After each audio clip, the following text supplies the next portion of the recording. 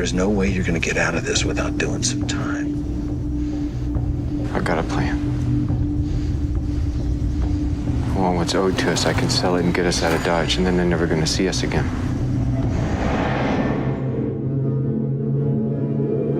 I need to tell you something.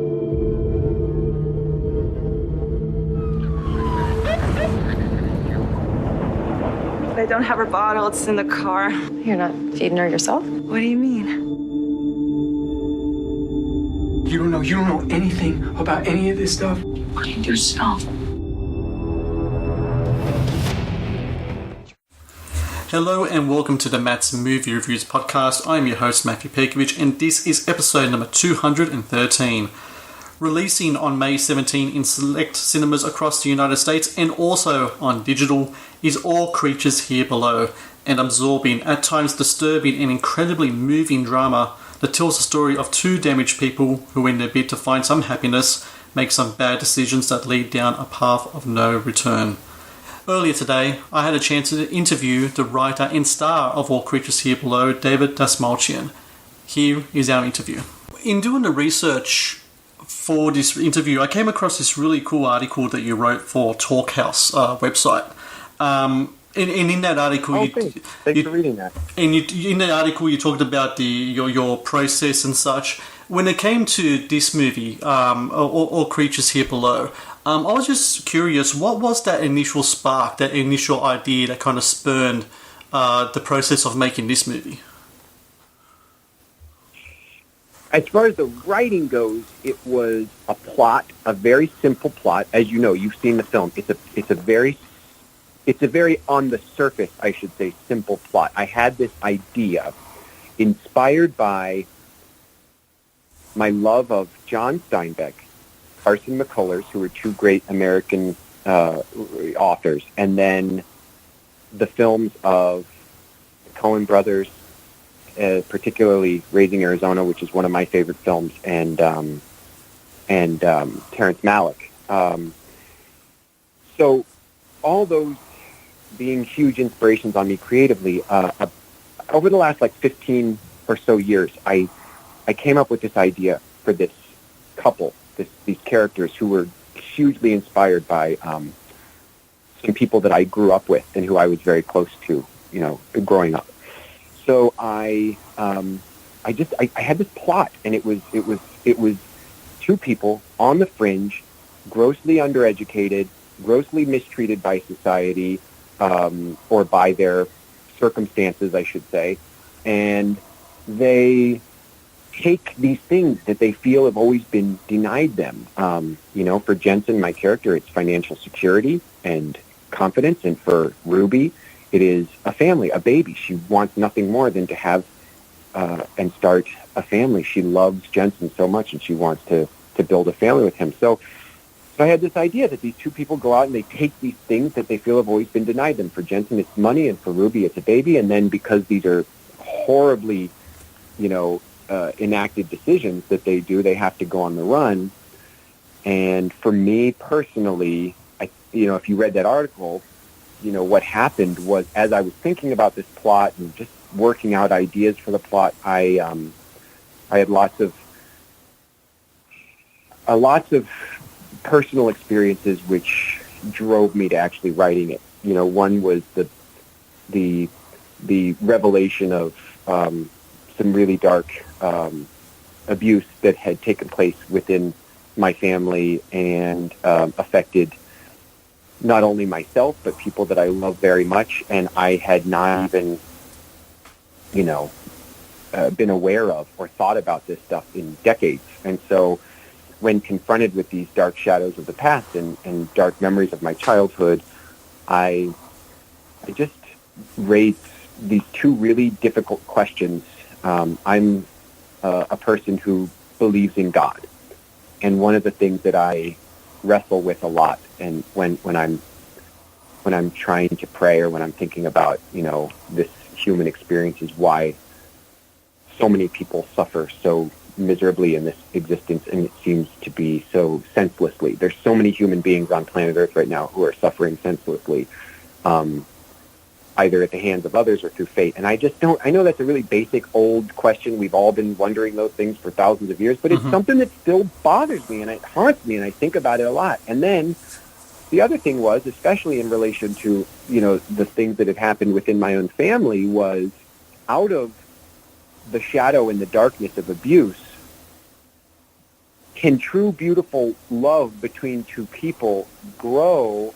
And what is the difference between this codependency, this need for another person, and true love? Where is that border? Where is that barrier between the two? And so that's a long answer to your simple question. And I'm sorry, but it's stuff that I think about a lot, and I still don't have. And I'm okay with that. Like, I made this movie. I knew I wasn't going to answer these questions for myself, and that's not my intention with making, especially independent film like this. I don't feel an obligation to answer the question. I feel an obligation to try as hard as I possibly can to answer these questions, but I haven't yet. Maybe I've gotten closer and I've gotten, more near to an answer, but I definitely don't think I've answered those questions. Well, no, the answer is perfect on my end, and it's very well put together as well, David, and I really appreciate that as well.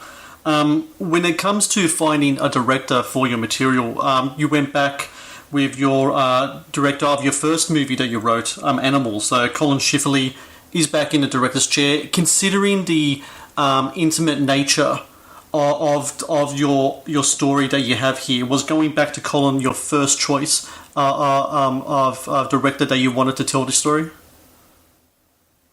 Absolutely. We had made Animals together, and we've made a number of short films and side projects together, and he's one of my closest friends, and I, trust him implicitly as a filmmaker. And so when I wrote the script, interestingly, we were headed off in 2014 to do a film festival premiere of Animals, and we got onto the plane in Los Angeles, and Colin was on one side and my wife was on the other, and she was holding my son. My son was a newborn at that time. And I opened my laptop and I just started writing, and I finished the script within about 2 days. And here's the other element that I think I didn't get to answer with your question earlier about one of the motivations for writing this film. Becoming a father was one of the scariest things that ever happened to me. I was terrified of fatherhood, and I didn't know if I had it in me to be a quote unquote good father. I didn't know. I was afraid. I was just afraid, for many reasons. And so I wrote this script. It poured out of me, and then I gave it to Colin and my wife, Eve, and they both read it, and they loved it. And Colin, I really trust his opinion because he is he's very brutally honest with me about what his likes and dislikes are when it comes to my writing and my acting. And I think that's one of the reasons I trust him so much, because he'll fearlessly tell me if he doesn't like something that I'm doing as an actor or as a writer. And he loved it. So we set out to make the film, and within a few months, I was on set of a wonderful film. I don't know if you've seen it, called Chronic, which was written and directed by the great Michel Franco, who's a Mexican filmmaker that is just one of the most talented out there. Anyway, two of the producers on the film, a woman named Amy Green and a gentleman named Chris Stinson, they were, congratulating me, I believe, about Animals and saying, we heard that, your movie did well. What are you working on? And I said, I've got this new script, and I gave it to them, and they both had a very powerful, strong reaction to the film, and they called me and they said they wanted to help me. They wanted to help me make it. And then next thing I knew, they brought in this incredible producer named Nacho Arenas, and that was the team. And we and Colin, his vision, he's so thorough in his preparation and planning of filmmaking, and I love his work ethic. And by the time we sat down with Amy and Chris and Nacho, and Colin opened, his book, if you will, his vision for the film, which actually he had on both his laptop and a physical book that he had made, they were all in, ready to go, and then we went and made it. I'm also a father. I'm a father of two boys, and when I was watching your film, I knew straight away that the person who wrote this movie was a parent, because you have a scene in the film where you're putting a baby seat in a car, and I know just how frustrating that is, and I could just feel the frustration coming from your character when I was watching it. So I knew, I was like, that guy's a dad. He knows. Yeah. I'll never forget when we brought my son home from the hospital and I didn't know how to put a car seat in. Thank God my friend who's a filmmaker, Kern Saxton, and his wife, Jen, they came and Jen works with car seats professionally, and they installed the car seat for me because I was freaking out, man. I was so frustrated that it was so difficult, and it's a life-saving apparatus. You need to know what you're doing, you know? Oh, it's so scary. It is. There's such a pain in the ass. I know exactly what your character was going through then. Let's talk about your co-star, Karen Gillan. How did she become involved? Is this something you guys knew each other beforehand? How did that all come about, her playing the role of Ruby in your movie? I'll tell you, it's kind of an amazing story. So Karen, basically, when the producers got involved and when financing, was raised for the feature, the producers wanted to take a shot at pitching the script to a, for lack of a better term, what we call a name actor. Okay. Yep. So somebody who is recognizably famous or has an established name in Hollywood, because that is useful for them when it comes to the marketing of the film and for et cetera, et cetera. And I've always been reticent to casting approaches made with that in mind, but I knew that we needed to get our film made, and I also, to be totally honest, I didn't foresee there being like this.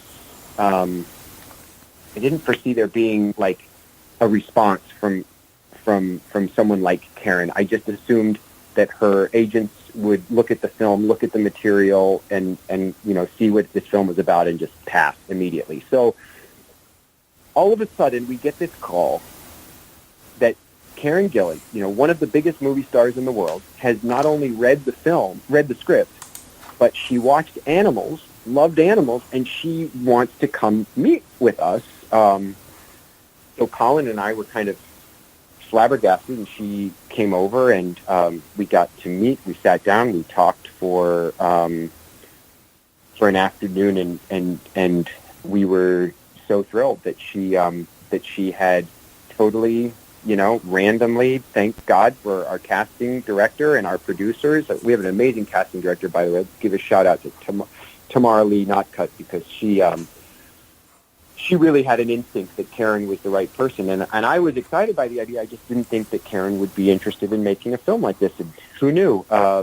She had just come off the set of Avengers. I believe she had been working on Infinity War at that point, and she came and did our movie for practically no money and no fancy what do you call it, the accoutrements. There was no trailer with air conditioning and all blah blah blah. It was just a raw, rough, independent film shoot with a very difficult script and a very challenging character, and she came and brought something that I couldn't have imagined in my dreams. I mean, what she does with this character is so prolific and haunting and beautiful and dangerous and vulnerable, and she showed up with this incredible attitude and willingness to just jump into the fire. And she's a true artist, man. She's a filmmaker, she's a writer, she's an actor, and she lives and breathes art. And I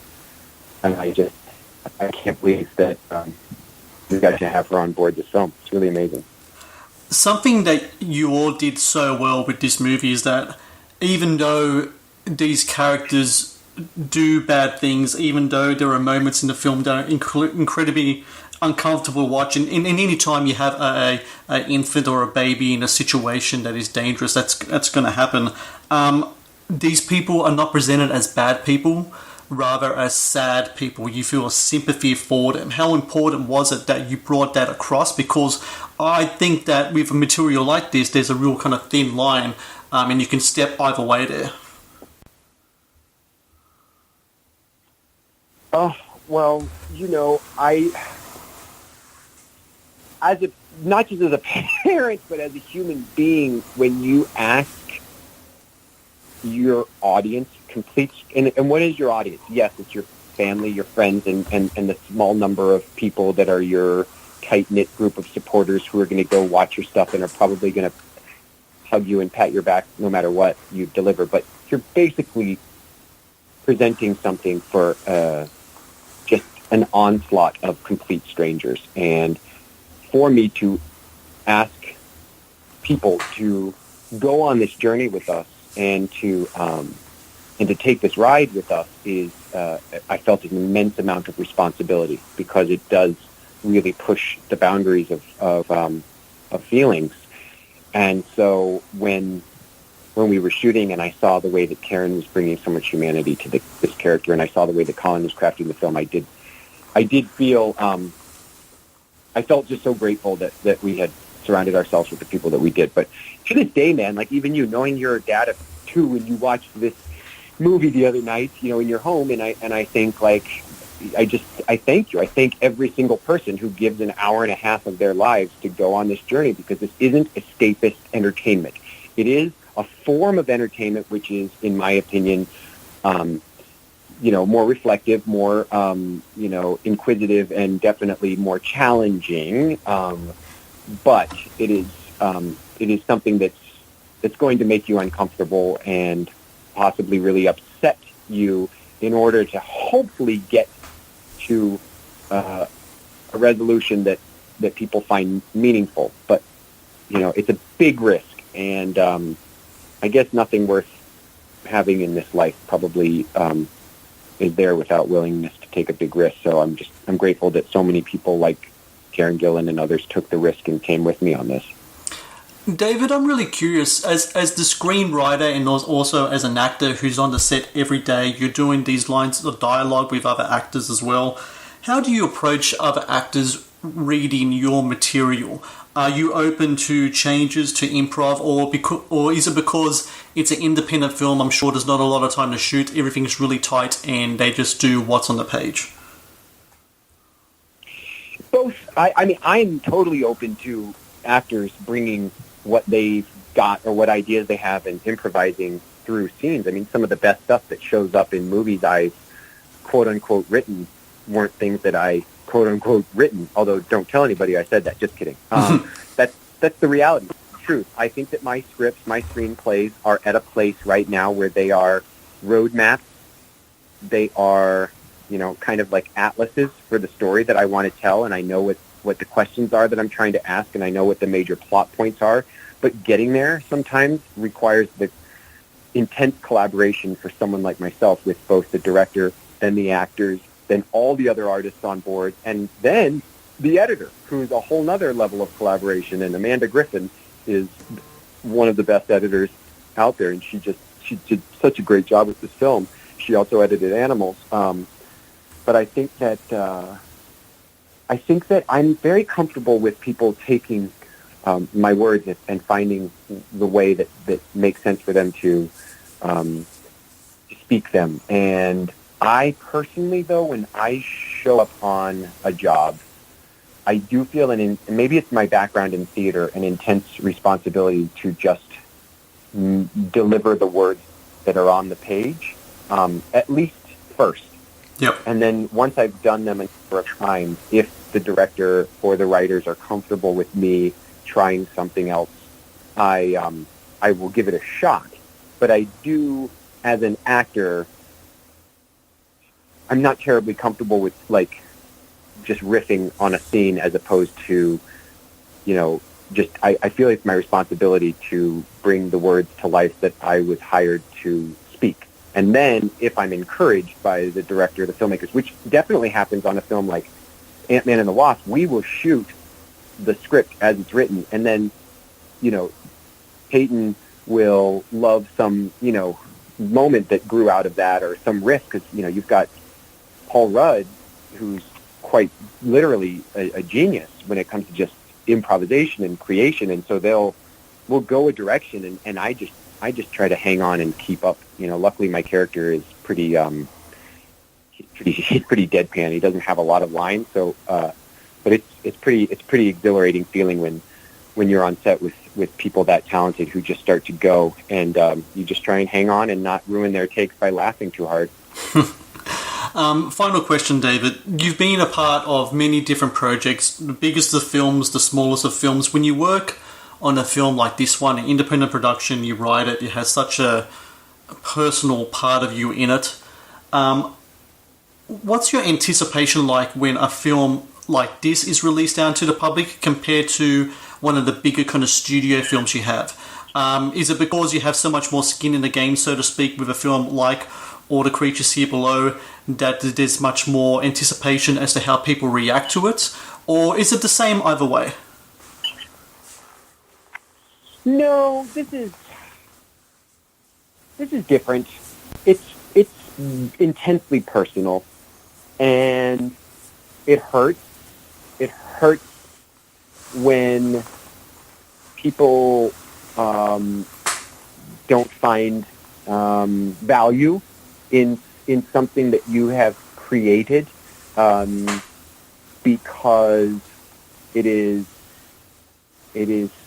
something that you've worked so hard to share with people. So when you share something with people and they either reject it or they don't respond to it, I take it personally on both levels. But at the same time, I think there is another layer of vulnerability with films like Animals or All Creatures Here Below, because they do spring from so much of my own personal journey as a human being.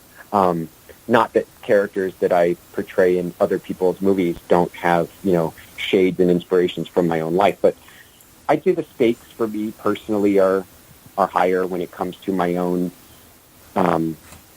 projects, and I just, I'm just another I'm another actor who yearns for connection and the great satisfaction you get when you tell a story and people respond to it and people's approval. And thank goodness I am surrounded by a really amazing core, group of people, most notably my wife and my kids, who, I'm going to keep taking big risks, and I'm going to fall flat on my face sometimes, and they're always going to be there. And I know that, I know today, May 17th, 2019, that I am a good father. I believe that in my heart. That's even hard for me to say because it sounds like it's being cocky or something, but it's not. I just believe that I'm meant to be the father of my children.